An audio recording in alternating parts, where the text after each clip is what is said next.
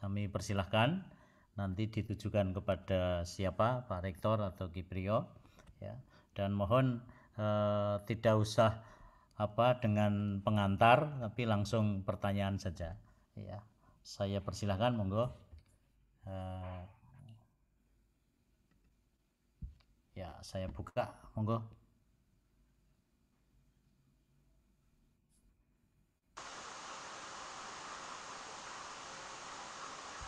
Sambil mengingatkan, mohon Bapak Ibu Prof Gun.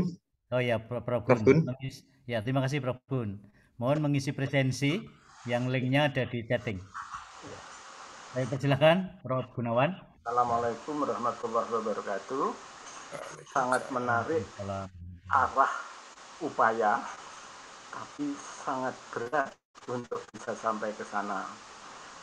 Saya selalu melihat seperti itu. Saya hanya mau mengupas dari kata pengembangan kebudayaan dulu. Apa yang dimaksud pengembangan? Lebih pada membesarkan atau lebih memperluas? Kalau membesarkan sampai seberapa, kalau memperluas sampai kemana?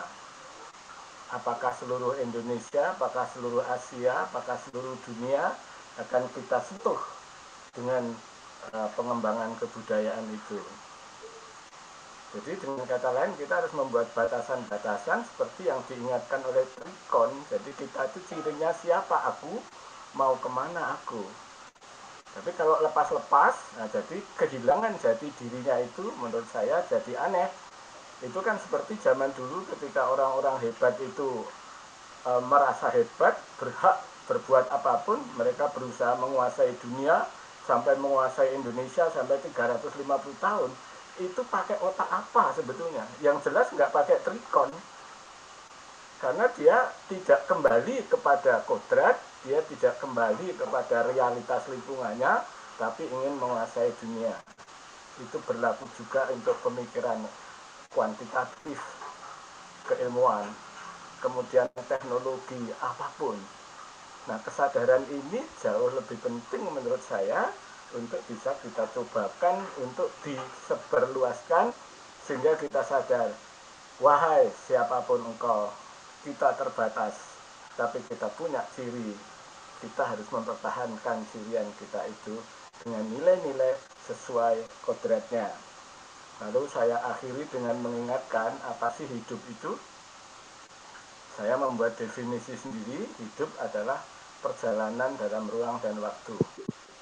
Bapak Ibu semua yang sekarang ini umurnya berapa? Jawaban yang betul sebenarnya nggak tahu. Karena setiap detik itu jalan. Sekarang itu nggak pernah betul. Sekarang. Rangnya itu yang mana? Sudah berlaku kok. Waktu itu berjalan. Itu satu waktu. Ruang juga kita berada di Katulistiwa. Di Katulistiwa mengikuti peredaran bumi. Bumi mengikuti peredaran matahari. Matahari mengikuti peredaran galaksi. Galaksi dunia, galaksi matahari mengikuti supra-supra galaksi yang lain. Nah, kalau pemikiran kita bisa sampai ke arah seperti itu, terutama untuk bagian pimpinan-pimpinan di atas, maka pengarahan ke bawah tidak akan terjebak keluar dari trikon. Itu saja sementara. Jadi untuk memberikan semangat untuk mengangkat ke hal-hal yang betul-betul menjadi peradaban sebetulnya. Kita punya peradaban yang trikon itu menurut saya masih termasuk dalam konsep peradaban. Makasih, kurang lebihnya mohon maaf. Baik, terima kasih Prof Gun. Saya kira ini bisa Pak Rektor menanggapi dan Kiprio menanggapi. Saya tambah satu pertanyaan lewat chat. Selamat malam, salam dan bahagia. Saya Hanifah, mahasiswa IKIP FIP WST. Mohon izin bertanya, Bapak, pada zaman Ki Hajar Dewantoro, apakah beliau pernah mengalami struggle dalam menyebarkan pendidikan? Karena selama membaca buku tentang Ki Hajar, sebagian besar adalah tentang sistem pendidikan dan pedoman hidup beliau. Belum pernah menemukan cerita tentang struggle semasa kehidupan beliau. Ini tambahan pertanyaan dari Saudara Hanifah. Ya, saya kira mohon ditanggapi dulu. Pak Rektor, saya persilakan.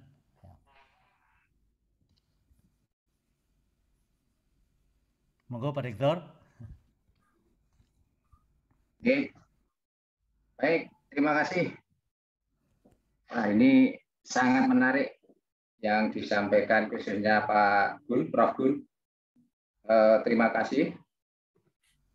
Jadi pada catur dharma UST yang keempat itu bukan hanya sekedar pelestarian tapi juga pengembangan kebudayaan. Nah, ya dua-duanya jadi bukan hanya memperluas tapi juga membesarkan. Jadi baik secara kuantitas dan juga kualitas.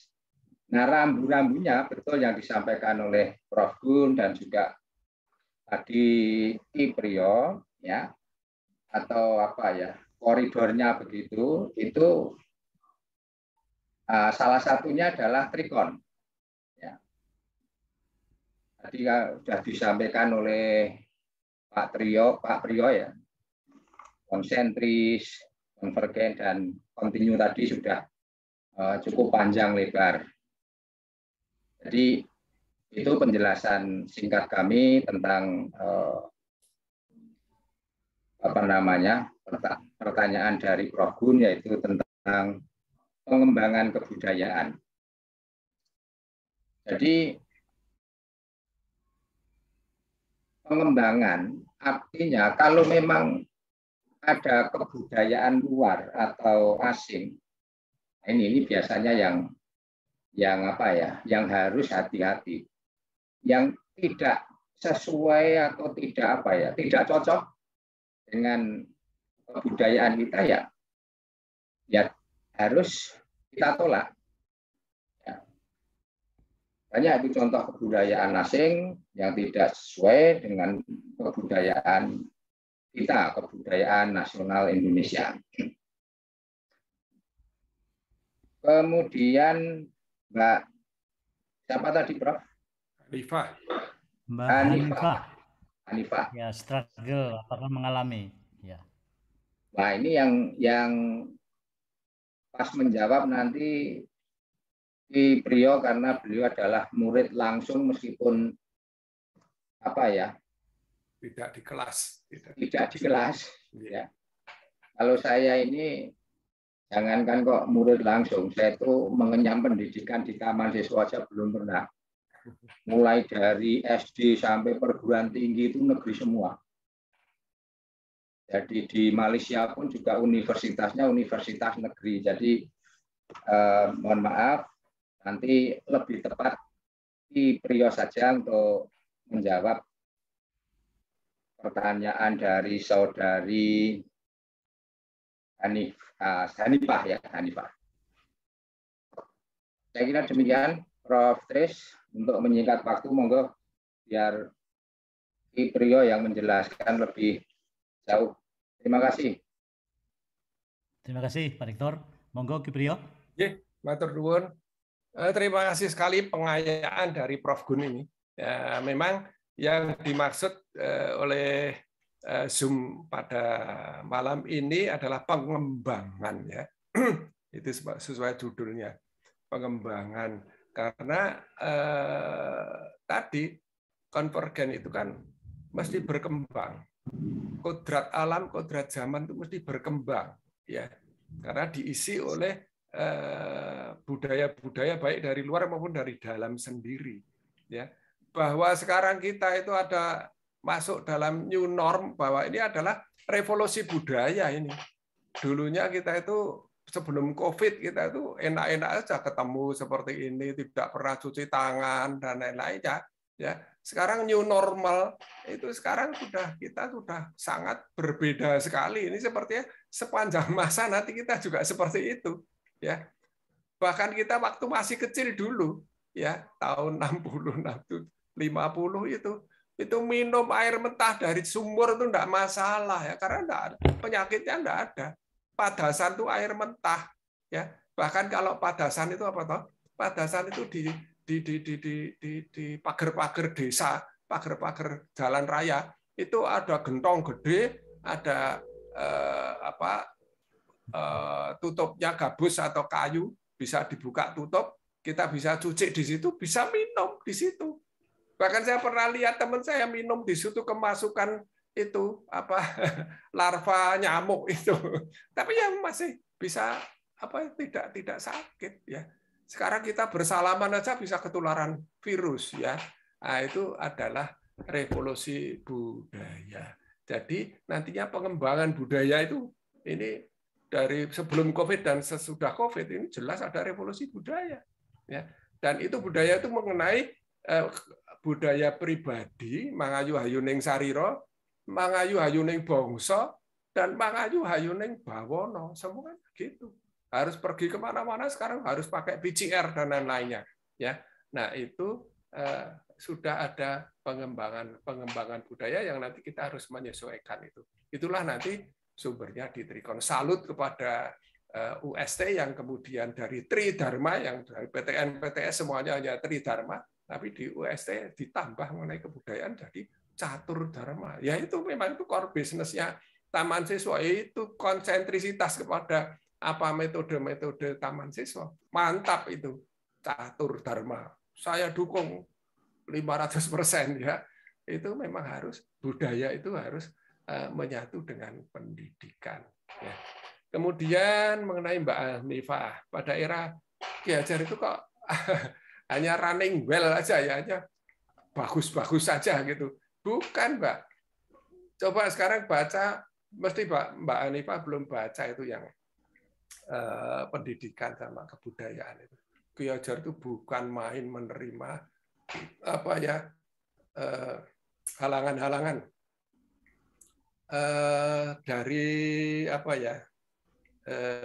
Wildesolen ordonansi ya, ordonansi sekolah liar itu pada saat tahun 1930 itu pada masa kolonial itu melihat pengembangan Taman Siswa yang sampai 300 cabang di Indonesia, bukan main. Sekarang hanya 129. Dulu itu sampai 300 cabang, Mbak. Karena sekolah-sekolah untuk pribumi pada saat itu jarang sekali. Begitu ada Taman Siswa, waduh semuanya mendirikan cabang sana, malah di tengah kota lagi. Sampai sekarang di cabang-cabang itu banyak yang asetnya itu ada di tengah kota ya, karena sejak zaman itu sudah punya lokasi di situ ya.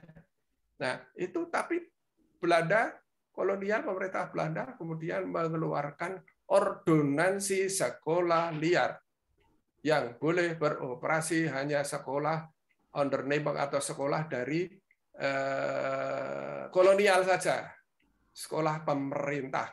Padahal sekolah kolonial itu apa? Tujuannya hanya membentuk amtenar hanya membentuk tenaga-tenaga yang membantu pemerintah penjajahan. Nah itu. Nah karena itu kemudian kalau Taman Siswa membantu anak-anak pribumi itu untuk berjiwa merdeka. Tidak perlu kerja di pemerintah, kita kerja swasta ya bisa. Banyak orang-orang swasta dari Taman Siswa yang kerja dan berhasil ya, banyak. Dulu ada Pak Saibani ya, itu bapaknya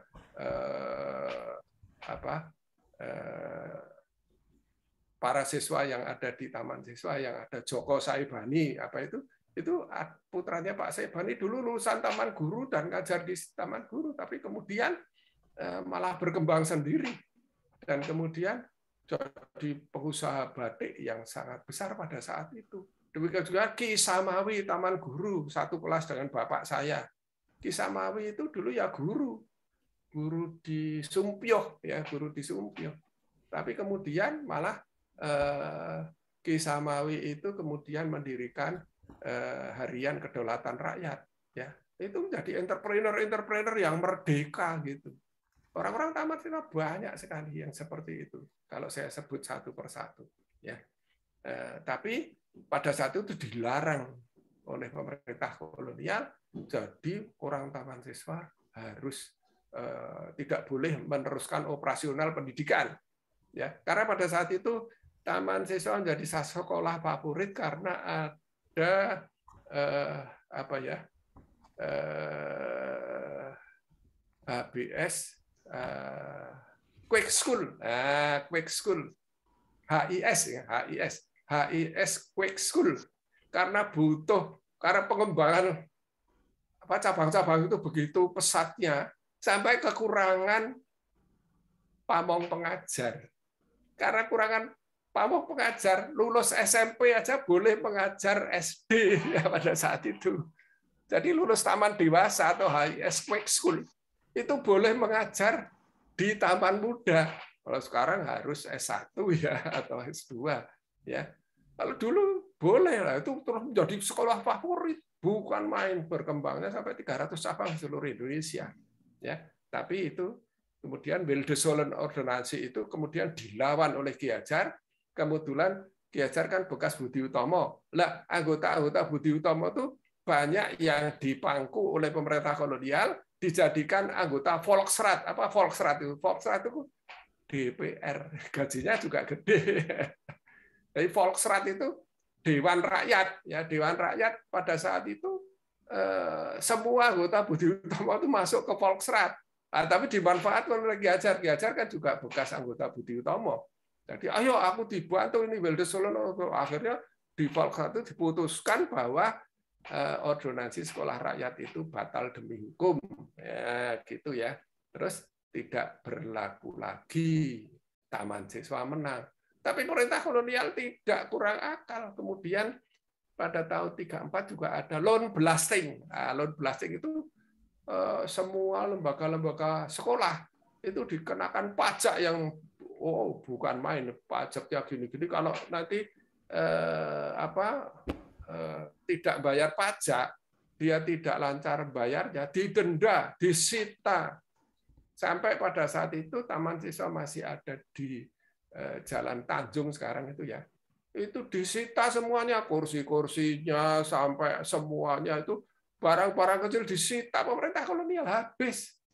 Tapi apa yang terjadi begitu itu disita oleh Departemen Pajaknya penjajah? Terus apa? Datanglah bantuan ya dari keraton, dari Mangkunegaran, dari mana-mana. Datang ini tak sumbang, malah baru-baru semua. Luar biasa pada saat itu.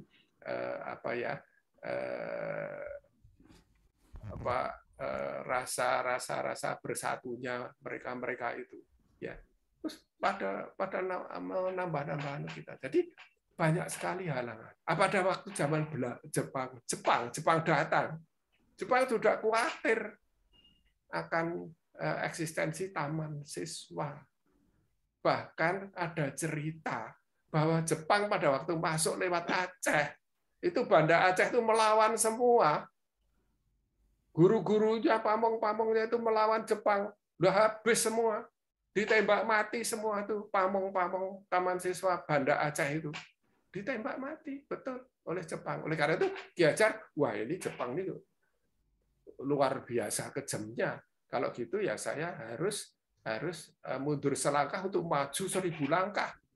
Itu neng nung nang itu Ki Hajar itu di situ memakai neng nung nang.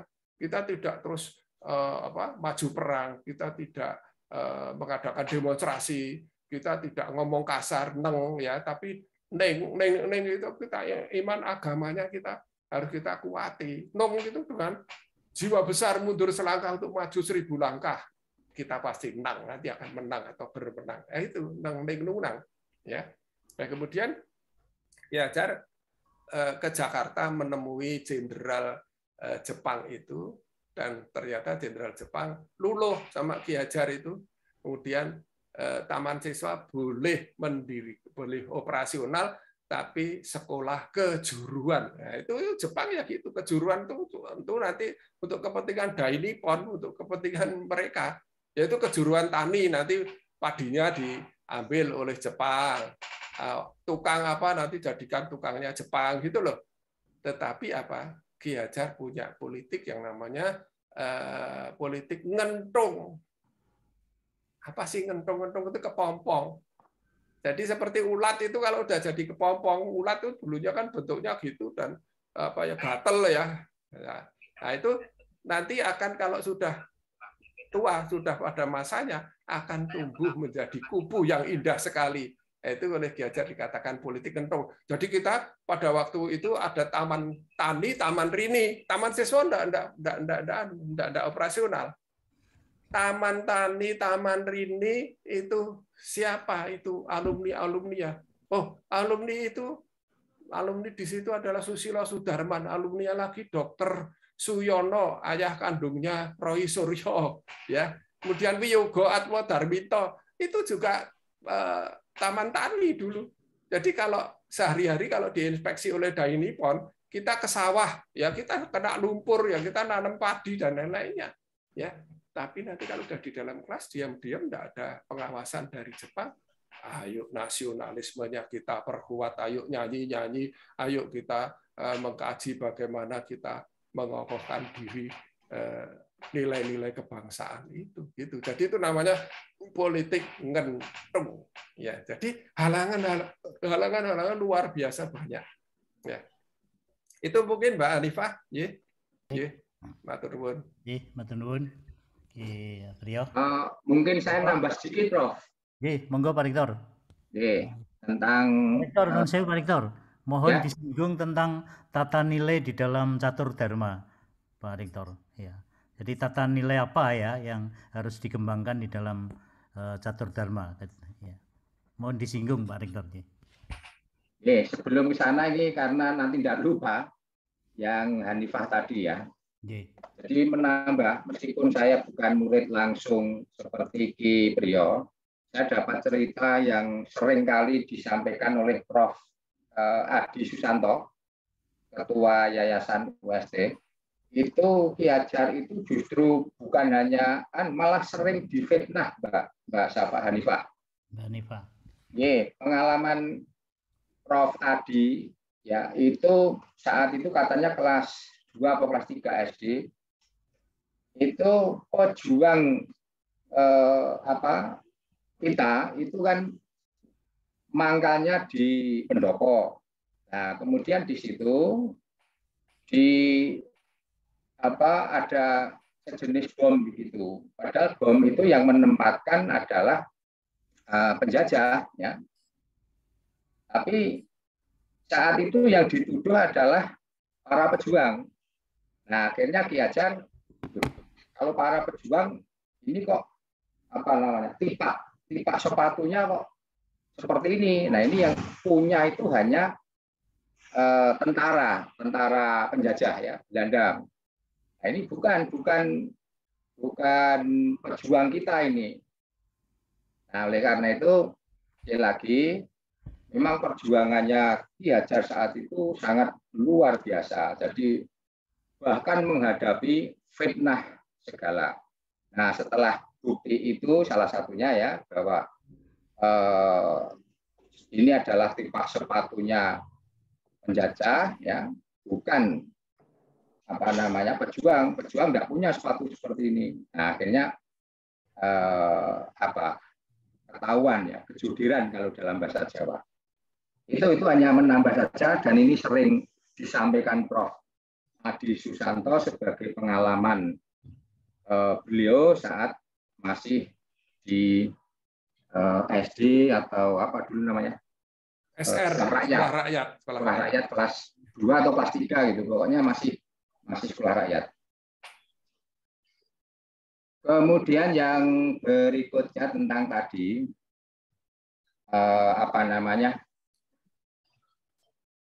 pelestarian maupun pengembangan kebudayaan di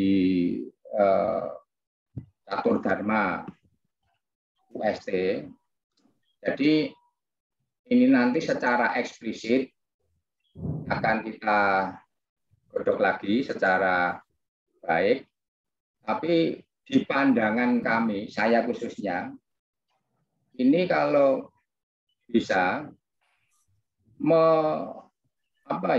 bisa masuk ke semua hal, kelolanya tata anunya ini, bahkan ke semua pelajaran kalau memungkinkan. Ya. Jadi monggo ini nanti bisa kita rumuskan di kebudayaan itu berarti di tempatnya Prof sendiri nanti ya toh Pak? Kalau tidak salah Pak siapa ya? Pak Dartomo Pak ya?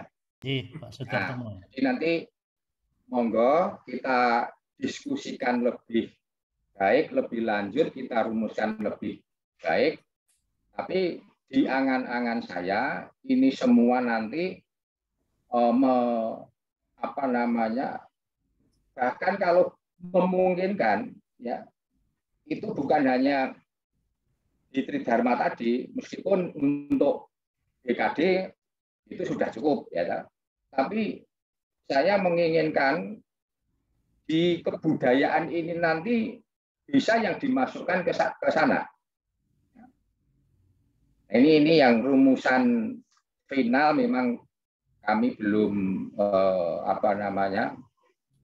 belum merumuskan secara baik, dan nanti mohon kita bicarakan tersendiri dengan sebaik-baiknya Prof Tris, Pak Tomo dan Mas Arya ya, yang membidangi tentang kebudayaan ini. Jadi saya berharap jangan sampai dharma yang keempat ini hanya untuk bangun-bangun tuh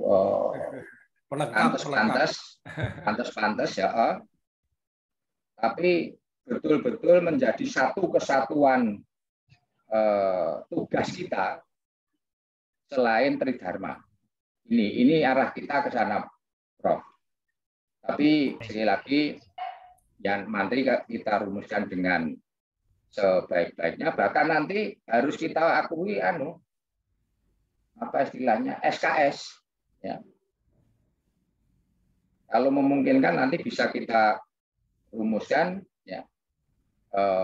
Misalnya kalau penelitian dan tadi itu baru ujian itu namanya asesor ya.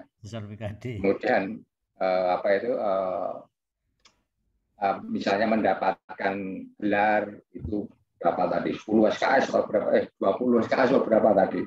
Nah, nanti kita hargai Prof SKS-nya. Nah, ini mohon nanti bisa ada usulan dari Prof Tris atau Pak Dartomo atau Mas Arya, monggo nanti jangan sampai dharma yang keempat ini hanya sekedar pelengkap atau bangun-bangun. Nah, gitu loh. Jadi ini harus betul-betul kita wujudkan, kita implementasikan betul di dalam secara sederhana adalah tugas daripada dosen. Jadi dosen bukan hanya sekedar mengajar ya, di pendidikan, kemudian yang kedua adalah penelitian ya, dan juga pengabdian masyarakat, tetapi juga harus yang dharma yang keempat ini. Nah, ini nanti saya kira akan bisa menambah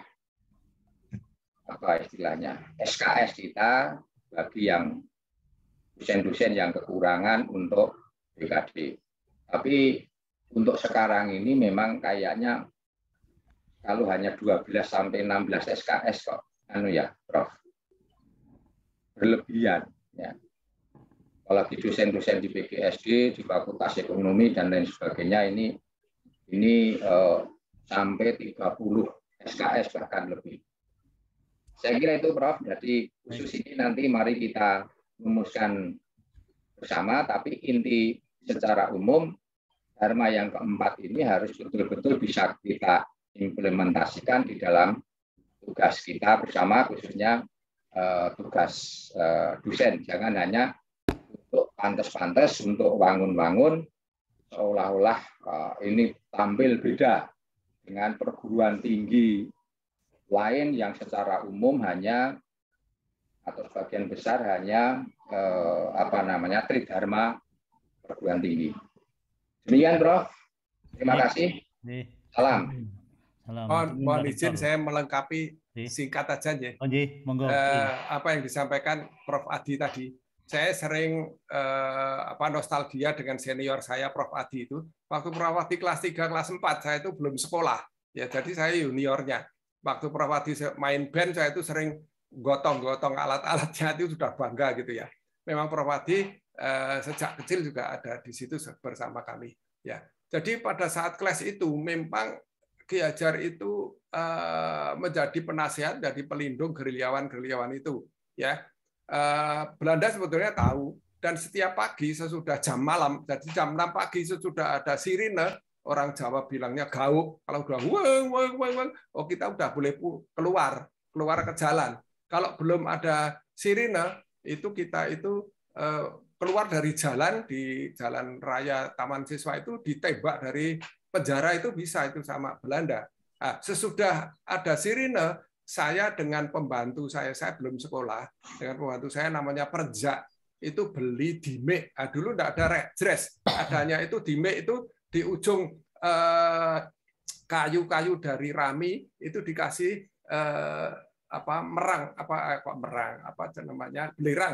belerang.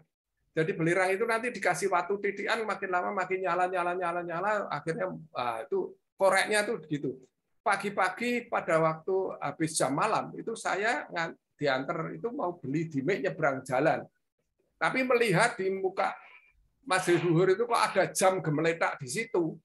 Nah, saya waktu pulang saya matur Bapak, Pak itu kok di sana kok ada jam ketinggalan di depan ML itu ya sejak dulu kantornya di situ itu, tapi masih satu lantai. Kok ada jam?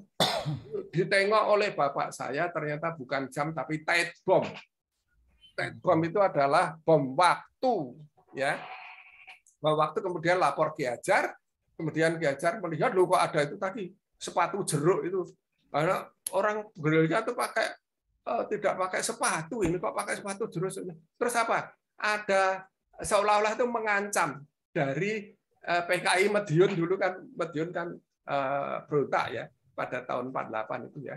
Nah, ini 4950 itu PKI itu ngancam, Ki Hajar Anda harus keluar, harus ikut gerilya kita. Terus digambar Palu Ariting kualik, enggak ngiwon ning nengen gitu loh. Nah, Ki Hajar ini bukan rakyat kita, bukan partai komunis kita. Ini pasti orang yang bukan komunis. Ya, disimpulkan bahwa itu memang adu domba divide et impera. Dari dulu kan PKI itu juga ikut melawan Belanda pada saat itu, merupakan kekuatan revolusioner pada saat itu. Ya, jadi semuanya bersatu. Nah, itu mau dipecah sama Belanda. Ya, seolah-olah PKI itu mengancam pada Ki Hajar kenapa tidak keluar. Sampai saya kecil ya sama Prof Adi itu masih orang kecil, ditimbali Ki Hajar, cari bata, cari botol, tapi gendeng, itu telapak kaki itu dilindungi jangan sampai kena injak orang. Nah, saya kasih bata, terus dikasih di atasnya dikasih genteng supaya tidak diinjak orang. Begitu ada provos itu polisi militernya Belanda. Nah, Ki Hajar tuding bahasa Belanda saya nggak tahu apa artinya. Marah-marah. Ini bukan orang gerilya kita, ini bukan orang Indonesia, punya sepatu, gambar Palu Arit cacat salah gitu. Pas pada saat itu hadirlah wartawan-wartawan dari luar negeri di Adi Sucipto, banyak sekali, beratus-ratus, sampai mobilnya itu dari Taman Siswa parkirnya sampai ke pertigaan Jalan Sultan Agung itu. Ya, itu saya hitung mobilnya banyak sekali, wartawan terus diberitahu sama Ki Hajar. Ini loh divide et impera-nya Ki itu seperti ini. Itu Ki Hajar sebelum itu ditahan oleh tentara Nika itu selama 11 hari di penjara Pirogunan. Ya, karena si Nika itu udah ngerti ini Ki Hajar itu nanti mesti bergabung sama gerilya atau tak tahan aja, ditahan 11 hari. Nah, itu keluar dari situ ada peristiwa itu. Ngaten mawon Pak Tris, matur nuwun untuk melengkapi. Matur nuwun Ki Priyo. Pak Rektor, saya setuju apa yang disampaikan Pak Rektor. Jadi termasuk tata nilai Pak Rektor, sehingga nilai-nilai yang nanti bagian menjadi perilaku ya. Jadi apa yang dilakukan dosen ya, yang menggambarkan implementasi dari budaya, dan tidak hanya artefaknya atau barang-barangnya ya, tetapi juga gagasan, ya, aktivitas yang tergambar di dalam perilaku. Jadi bagaimana menghadapi mahasiswa, ya, kalau Ki Hajar tidak boleh menghukum misalnya, kemudian pendidikan yang merdeka yang sekarang menjadi merdeka belajar misalnya, ya, ini nilai-nilai itu saya kira yang nanti bisa diwujudkan, ya. Saya kira demikian Pak Rektor, dan seri webinar ini nanti juga mudah-mudahan mengental ke sana, ya. Demikian tambahan saya sedikit dari apa yang disampaikan oleh Pak Rektor. Selanjutnya monggo, masih ada waktu. Jadi kita sampai 21.30. Masih ada waktu 15 menit. Saya, Prof. Ya, silakan Pak Mul, ya. Oke, terima kasih. Saja, Pak Mul, ya. Bapak Ibu boleh chat juga ya. Ya, kalau pertanyaannya, ya. Monggo Pak Mul, saya persilakan. Baik, terima kasih Prof. Ini hujan, suara saya jelas enggak ya? Jelas, sangat jelas. Oke. Untuk selama ini menurut pengamatan saya, pengembangan budaya UST itu kan mayoritas dari UST sendiri ya, dari perguruan-perguruan taman siswa. Sedangkan untuk pengembangan atau ekspor kebudayaan taman siswa itu masih sangat sedikit. Terbukti dari sekolah-sekolah yang bukan taman siswa itu tidak mengenal budaya-budaya taman siswa. Yang saya tanyakan adalah bagaimana konsep yang akan dibuat oleh tim pengembangan budaya ini di dalam mengembangkan budaya UST agar dikenal oleh dunia luar, bukan UST. Begitu, terima kasih. Ya, baik. Saya tambahkan satu lagi, kalau ada, monggo. Bapak Ibu yang lain. Saya, Prof. Ya, Pak Rahmat, silakan Pak Rahmat. Ya, silakan Pak Rahmat. Ya. Ya, assalamualaikum warahmatullahi wabarakatuh. Waalaikumsalam. Waalaikumsalam. Salam dan bahagia. Ya, luar biasa kuliah umum ya bagi dosen ya. Ini dosen UST. Saya dosen Pasca dan ini merupakan kuliah umum pertama saya di Pasca gitu ya. Selama ini menyelenggarakan kuliah umum untuk mahasiswa, ini dosennya. Ini barangkali sesuatu yang baru. Pertanyaan saya begini, Bro. Sejarah KHD katakanlah ya, perkembangan taman siswa baik lembaga maupun nilai-nilai pendidikan dan budaya itu kan dulu sangat berkembang karena ada faktor penjajahan atau faktor tekanan dari penjajah. Nah, kalau kita sekarang kan secara ini ya sudah tidak dijajah lagi. Nah, apa yang menjadi dorongan yang sangat kuat agar secara lembaga nanti mohon untuk Pak Rektor bisa memberikan pencerahan bagi kami secara lembaga maupun secara nilai pada Ki Priyo ya, itu lembaga dan nilai bagaimana yang ada di taman siswa ini supaya kita yang berada di dalam ini punya semangat yang luar biasa untuk mengembangkan itu, motivasi dari dalam apa yang harus kita kembangkan, kita hidupkan begitu. Matur nuwun. Assalamualaikum warahmatullahi wabarakatuh. Waalaikumsalam. Satu lagi kalau ada. Monggo. Bapak Ibu yang lain ada? Bapak Ibu yang lain? Ki AB nggak ada hal yang disampaikan, Ki AB? Saya, Prof. Monggo. Bapak Prof Samsi ya? Saya, Prof. Prof Samsi. Baik. Monggo, Prof. Ya, terima kasih, Prof. Saya sangat berterima kasih dalam kesempatan kuliah umum saat ini. Oleh karena saya banyak mendapatkan pengetahuan, terutama tentang konsep-konsep, dan tadi disebut ada 10 yang dijelaskan oleh Pak Priyo tadi, intinya adalah itu satu unsur kebudayaan yang biasanya disebut 7 unsur kebudayaan universal. Pertanyaan saya dalam kaitannya dengan SBII, pengembangan maupun perubahan, sebenarnya akan sangat erat kaitannya dengan sistematika mengenai wujud kebudayaan yang tadi sudah disinggung oleh Prof. Kris, yakni wujud ide, nilai-nilai, aktivitas perilaku, dan benda konkret. pertanyaannya sebenarnya tadi sudah dimunculkan oleh Prof. Kris, yang lalu sistem nilai apa yang dikembangkan. Nah itulah sebenarnya pertanyaan saya. Dari SBI ini sebenarnya manakah yang tetap harus dipertahankan dan mana pula yang bisa berubah. Saya kira itu pertanyaannya. Terima kasih, Prof. Baik, terima kasih Prof. Samsi. Selanjutnya monggo Pak Rektor dulu. Monggo Pak Rektor.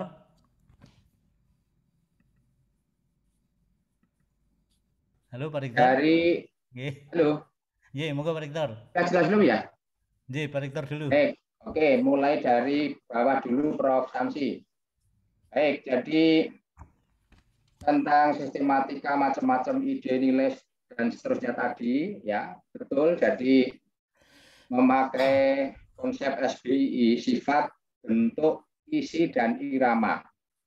Nah itu yang boleh berubah itu bentuk, isi, dan irama. Sedangkan yang tidak boleh berubah adalah sifat. Nah misalnya 7 asas taman siswa. Nah ini nanti Priyo ini mesti yang bisa menjelaskan secara detail. Ini tidak boleh berubah. Misalnya contoh implementasi, misalnya Prof. Edi itu selalu menyampaikan cinta kepada tanah air misalnya. Itu sifat yang tidak boleh berubah. Nah, tapi bentuk, isi, dan irama ini bisa berubah, kita sesuaikan dengan perkembangan zaman misalnya. Itu yang dari Prof. Samsi. Jadi yang tidak boleh berubah adalah sifat. Kemudian ke atas, Mas Rahmat ya. Pak Rektor, tata nilai dulu Pak Rektor. Dari Prof. Samsi tadi. Jadi tata nilai apa yang akan dikembangkan di dalam catur dharma? Nah ini tata nilai ini memang saya juga masih mohon nanti masukan dari teman-teman secara konkret nanti seperti apa ya. Jadi jujur saja untuk tata nilai dan sebagainya ini secara konsep nanti saya mohon masukan dari teman-teman khususnya Pak yang kebudayaan Pak Dartomo ya. Ini nanti monggo usulannya seperti apa sebaiknya ya. Kemudian nanti kita konkretkan kalau perlu kita diskusikan sehingga secara eksplisit nanti kita sampaikan resmi ini adalah tata nilai yang kita kembangkan di di UST. Jadi jujur sampai saat ini saya juga bagaimana sebaiknya ini mohon nanti masukan termasuk Prof. Tris, Prof. Ki, ini mungkin Prof. Ki juga bergabung supaya nanti ini betul-betul bisa secara sistematika ini bisa lebih konkret lagi. Kemudian Mas Rahmat, nah ini saya juga tentang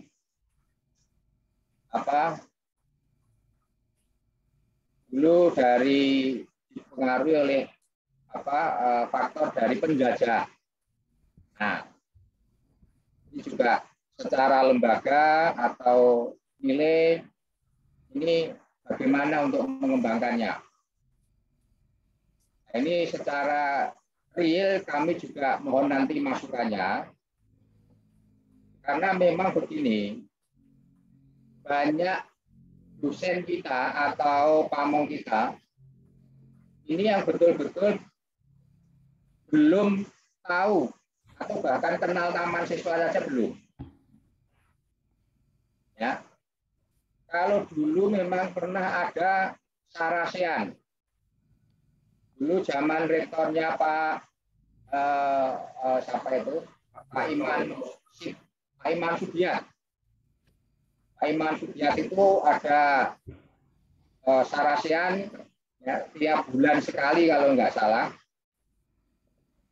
Kemudian selesai atau sampai sekarang belum. Nah, monggo nanti secara lembaga ini harus kita buat, kita sampaikan supaya teman-teman bukan hanya karyawan tapi khususnya dosen ya, karena dosen yang memegang peranan penting di dalam nanti penyampaian kepada para mahasiswa ya, khususnya pamong yang belum pernah mendapatkan ketaman siswaan ini harus bisa paling tidak mengetahui ya secara teori tentang ketaman siswaan. Nah, ini juga nanti menjadi PR kita, saya kira. Pertanyaan Mas Rahmat ini bagus sekali. Ya. Seperti sekarang ini juga menurut saya sudah lumayan, Prof. Ada berapa ini? Ada 100 yang sudah ikut. 104, Prof. Ya, dari dosen yang jumlahnya 200 lebih. Ya memang belum ada separuh, ya. Tapi ini sudah lumayan, Prof. Sudah lumayan. Nah, ini perlu digalakkan. Nah, monggo saya mohon masukan dari teman-teman semua, khususnya dari Pak Kartomo itu namanya apa ya? Pusat Kebudayaan ya. Nah, dari Pusat Kebudayaan, Perkembangan Kebudayaan. Ya, kemudian teman-teman yang lain, Mas Arya dan lain sebagainya untuk membuat usulan, kemudian nanti kita diskusikan dengan baik bersama-sama. Kemudian dari pertama tadi, Pak Mul. Dari Mas Mul ya, Oke. Pengembangan budaya dari internal. Kalau tidak salah begitu. Baru internal, Prof. Ya, bagaimana yang supaya bisa keluar eksternal? Ya, jadi sementara ini pengembangan dari internal. Nah, begini Mas, mau dari internal saja ini belum optimal. Ya, ini jujur saya katakan, secara internal saja ini belum belum maksimal. Nah, untuk pengembangan secara eksternal ini juga penting, tapi jangan sampai kita hanya mengembangkan secara eksternal keluar, tetapi internal saja malah tidak ada. Jadi menurut saya ini paralel, dua-duanya harus ditempuh, baik internal maupun eksternal. Nah, sementara ini. Nah, ini yang saya katakan sementara ini, itu ya secara eksternal, itu dosen-dosen itu melalui sejenis pengabdian masyarakat misalnya. Kemudian penelitian, ya, pengabdian masyarakat yang sering saya jumpai misalnya saat KKN mahasiswa. Nah, ini sering mahasiswa juga dosen saat melakukan pengabdian itu juga mengembangkan budaya secara eksternal, khususnya nilai-nilai atau ajaran ketaman siswaan. Nah, ini pun mohon nanti juga menjadi perhatian kita, Prof. Kris, khususnya Pak Tomo, untuk bisa mengembangkan ya, kebudayaan itu bukan hanya secara internal tetapi juga secara eksternal.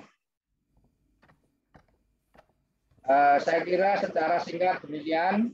Terima kasih Prof. Kris dan Bapak Ibu semua yang sudah menyampaikan pertanyaan. Monggo Kiprio kalau ingin menambahkan. Terima kasih Pak. Terima kasih. Pak Brio, monggo bisa ditambahkan. Matur nuwun. Memang apa yang disampaikan oleh Prof. Fardilin tadi betul. Sarasean itu adalah ciri khas dari taman siswa, mungkin bisa dijadikan ciri khas dari UST. Betul bahwa sekarang Sarasean itu tidak giat lagi. Kita punya Sarasean yang namanya Rebuwagen. Rebuwage itu adalah weton atau hari lahirnya Pangeran Diponegoro yang bisa membuat porak-porandanya Belanda sampai pemerintah Belanda itu hampir bangkrut dengan kerugian beribu-ribu prajuritnya dia. Ya, Raja Belanda itu yang dulunya terkaya di dunia dengan rempah-rempah itu jadi bukan yang terkaya lagi. Ya, oleh karena itu kemudian Ratu Belanda mengatakan biar orang-orang pribumi tidak marah, ada etisme politik etis, yaitu memberikan pendidikan, yaitu beruntung diajar, dididik sana, dididik Stovia pakai student fund dengan beasiswa dan lain-lainnya. Ya, jadi Sarasean itu dulunya adalah Sarasean Celoso Kliwonan dari Ki Ageng Suryo Mataram. Tapi Ki Ageng Suryo Mataram sepakat pisah dengan Ki Hajar. Saya mendidik senior, saya mendidik orang-orang tua, dan Ki Hajar mendidik anak-anak muda. Waktu itu masih Dikdasmen ya, masih Dikdasmen. Sehingga Ki Hajar begitu lepas dari Solasa Kliwonan, kita pakai Rebuwagen. Ya, pada saat itu Diponegoro pasti dikatakan pemberontak loh itu. Apalagi zaman kolonial itu. Bahkan orang keraton pun mengatakan bahwa Diponegoro itu pemberontak negara gitu. Ya. Tapi Ki Hajar dengan beraninya itu adalah pahlawan nasional gitu. Ya. Jadi Sarasean ini bukan debating club ya, pada saat penjajahan itu debating club itu yang waton menang debat itu. Tapi kalau Sarasean itu kan musyawarah mufakat. Itu adalah ciri-ciri dari Taman Siswa. Dan beberapa kali sebetulnya dulu kita mengadakan Sarasean, dapat Sarasean nasional dulu. Kwe Kian Gi juga datang ke Pendopo pada waktu zaman Jenderal Sutiasno Sudarto, ya itu juga diadakan Sarasean. Tapi sekarang juga melempem lagi, ya. Nah, monggo dianukan. Nah, budaya yang paling dekat, kegiatan yang paling dekat dengan budaya adalah kesenian. Kesenian itu paling dekat dengan budaya. Paling dekat. Oleh karena itu PGSD sekarang, PGSD UST giat-giatnya mengembangkan Sari Swara. Ya, Sari Swara itu adalah metodenya Ki Hajar satu-satunya di dunia. Ini yang mengatakan Profesor Dr. Jui Cheng Wang dari Northern Illinois University yang selama 9 bulan riset di Pendopo. Karena di Afrika, di Asia nggak ada yang semacam Sari Swara dengan mata pelajaran seni budaya yang intrakurikuler, itu membentuk basis karakter seseorang. Karakternya terus menjadi harmonis. Kalau sudah jadi seniman yang menep, yang betul-betul bagus, ya menjiwai jiwa seni, itu mau misalnya ada jalan satu arah dia akan melawan arus, itu sudah hati nuraninya sudah melarang. Itu. Jadi hal-hal semacam itu diadopsi oleh Ki Hajar dari serat sastra gendingnya Sultan Agung. Sultan Agung mewajibkan warga Mataram, Sentono Mataram, untuk ngerti sastra gending. Gending itu adalah suara gong, ya, suara gong itu suara Tuhan, suara ilahi yang indah, ya, ciptaan ilahi yang indah, ya. Jadi suara di sini bukan suara verbal, tetapi juga suara hati. Nah, ini yang sekarang baru digali oleh Mas Arya Caklis CS itu, ya, dan PGSD sekarang mempraktekkan, ya.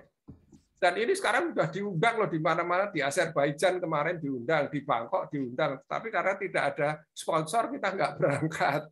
Kita diundang untuk menunjukkan ini loh dolanan, bahwa dengan tembang dolanan, dengan mata pelajaran intrakurikuler seperti dulu sebelum pada waktu Orde Lama itu. Pelajaran seni itu merupakan pelajaran intrakurikuler. Bahkan orang-orang yang bukan penyanyi itu bisa baca not dengan baik, tidak buta huruf not. Sekarang kan buta huruf not. Ya kalau saya bilang orang-orang sekarang itu coba dikasih angka suruh nyanyi do re mi fa sol la si do kan tidak bisa. Ya, karena buta huruf not. Ya kalau dulu zaman Belanda karena intrakurikuler, jadi semuanya harus bisa nyanyikan itu. Angkatan-angkatan saya yang sekarang sudah Napi Tupulu sudah umurnya 70 tahun ke atas, mendapat pendidikan yang lalu. Kalau dikasih not bunyi itu re mi fa sol fa mi re do itu bunyi. Tapi kalau anak sekarang buta huruf not dikasih 2 3 4 apa itu 2 3 4 itu bacanya nggak bisa notasi do re mi fa sol. Ya, itu ya. Nah, singkat ya. Kemudian Ki Rahmat. mengenai metode nilai itu. Nilai itu yang yang unggul yang harus kita pegang teguh sebagai nilai unggul taman siswa, yaitu nilai kekeluargaan. Di tempat lain nggak ada nilai kekeluargaan itu. Nah, nanti kalau saya kekeluargaan, kalau saya sebut di sini nanti terlalu panjang. Kemudian kemerdekaan, nah, sekarang diadop oleh Mas Nadiem menjadi merdeka belajar, ya. Tapi walaupun masih meleset ke sana meleset sendiri, tapi kita harus berusaha mengoreksi. Saya menjadi narasumber calon guru penggerak nasional, saya luruskan itu yang dimaksudkan merdeka belajar oleh Ki Hajar itu bukan merdeka mutlak, ya, bukan absolute Freiheit, tapi merdeka yang bertanggung jawab dengan swadisiplin, self disiplin. Ya, merdeka dengan self disiplin itu selama tidak melanggar kemerdekaan individu atau golongan yang lain menuju tertib damai dan salam bahagianya masyarakat. Ya, itu. Oleh karena itu disebutkan di dalam peraturan besar Taman Siswa, ya. Ada kekeluargaan, kodrat alam dan lain-lainnya. Kemudian Prof. Samsi, unsur-unsur budaya SBII, betul tadi yang disampaikan Prof. Pardimin, bahwa sifat itu tidak boleh berubah. Sifat itu apa toh? Kita didirikan dulu tahun 22 sebagai National On the Ways Institute Taman Siswa. Nasional itu kebangsaan, ini tidak boleh berubah sepanjang nama Taman Siswa hidup terpakai. Itu Ki Hajar. Kalimat Ki Hajar itu sepanjang nama Taman Siswa hidup terpakai. Asas-asas dan sifat Taman Siswa itu tidak boleh berubah, yaitu sifat kebangsaan. Tidak boleh berubah sepanjang zaman, itu sifat. Bentuk isi irama, bentuknya itu dulu institut, kemudian yayasan. Yayasan ada undang-undang yayasan baru kita ganti lagi. Dulu kita mau maju ke Jakarta, belum punya yayasan Majelis Luhur, belum punya, kita pinjam yayasannya UST pada saat itu, ya. Itu pernah demikian. Ya, jadi kita menyesuaikan bentuknya itu yayasan-yayasan. Kemudian isinya dulu itu 30% sekolah kejuruan, STM apa itu. Kemudian SMA itu 30%. Sekarang dibalik, SMK menjadi 70%, sekolah umum 30%. Ya kita ikut aja. Ya, dulu di zaman Jepang tidak boleh harus sekolah fak school atau sekolah kejuruan, ya kita kemudian mendirikan taman tani dan lain-lainnya, itu politik ngentung itu tadi. Isi irama pada zaman kolonial itu kita non kooperasi. Nah, ini jelas tegas, ya, non kooperatif itu tidak mau kerjasama dengan pemerintah kolonial. Tapi kalau sekarang sudah pemerintah sendiri, ya jangan non kooperatif. Jangan sudah diputuskan oleh Majelis Luhur, Taman Siswa, khususnya Majelis Luhur dengan pemerintah sendiri dari Republik Indonesia ini, kita konsultatif, korektif, koordinatif, ya, komunikatif. Nah, itu bukan non kooperatif melawan pemerintah, enggak betul itu, ya. Jadi iramanya SBII itu yang disebutkan oleh Pak Samsi tadi itu seperti itu. Jadi sifat, bentuk, isi, irama. Mungkin gitu, sudah jelas, ya. Matur nuwun. Salam. Terima kasih Ki Priyo, Bapak Rektor, Ki Priyo, Bapak Ibu semuanya. Alhamdulillah sudah sampai 21.30, tidak terasa, dan diskusi semakin hangat. Ya, tapi karena kita ada tugas-tugas besok, saya kira harus kita batasi. Dan target pertemuan malam hari ini adalah mengukuhkan catur dharma. Ya, kemudian tata nilai tadi nanti kita kembangkan lebih lanjut, kita rumuskan, ya. Dan kuliah umum ini untuk semua dosen karena tujuannya adalah budaya, nilai-nilai Taman Siswa yang dikembangkan Ki Hajar ini harus menjadi perilaku semua dosen dan terimplementasi di mata kuliahnya.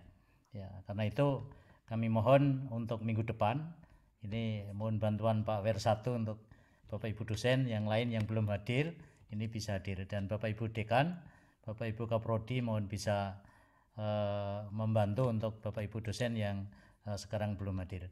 Presensi nanti akan kami edarkan ke Bapak Ibu dekan. sehingga bisa kita lihat ya, siapa yang hadir dan siapa yang belum.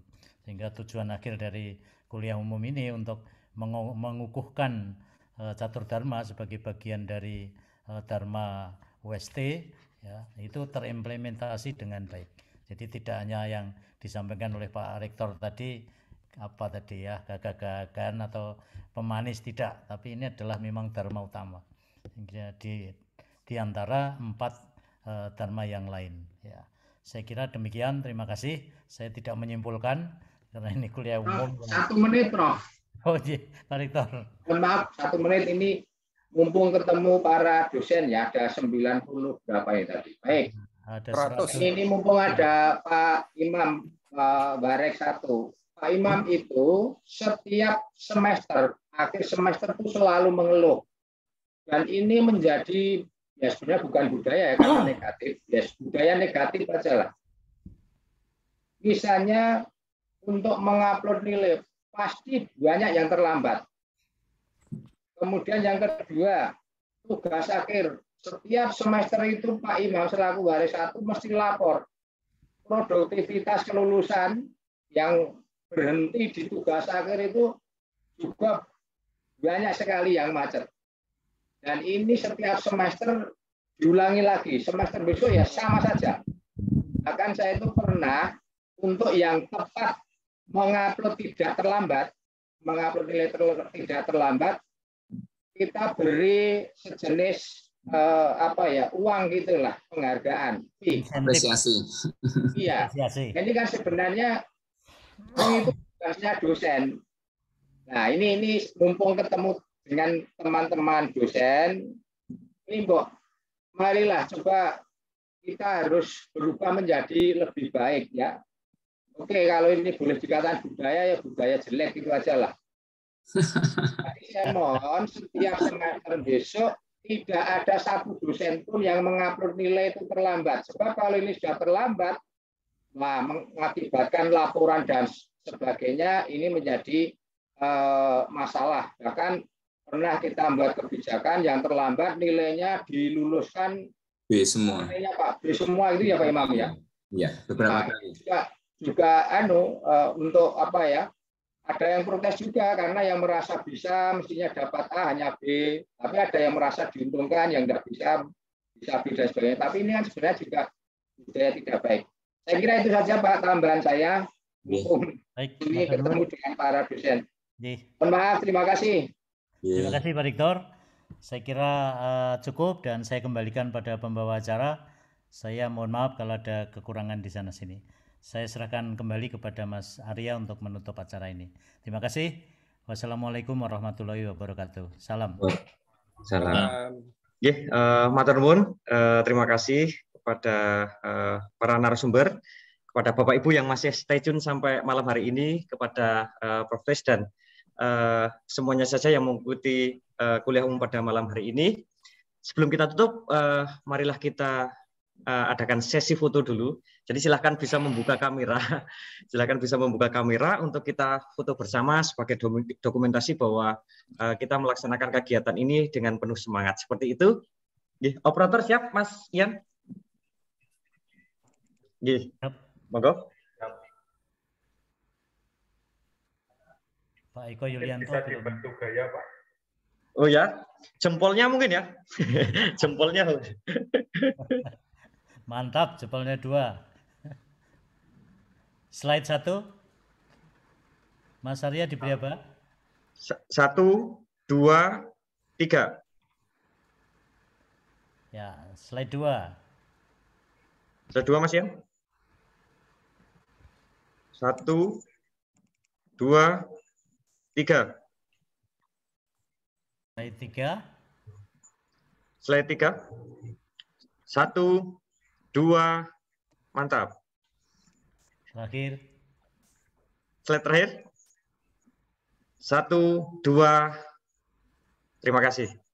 Terima kasih.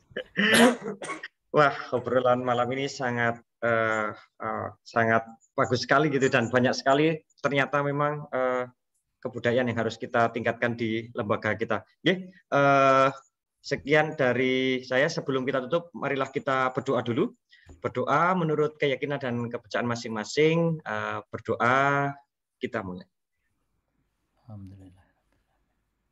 Cukup, terima kasih atas kehadiran pemateri serta peserta webinar kuliah umum. Tidak lupa, mohon maaf apabila kami banyak kekurangan dalam memandu acara ini. Beli sate, jangan lupa mampir Jogja. Semoga UST semakin berbudaya. Selamat malam, salam dan bahagia. Salam. Terima kasih, Prof. Terima kasih, Bapak Ibu yang lain. Nyebut pamit.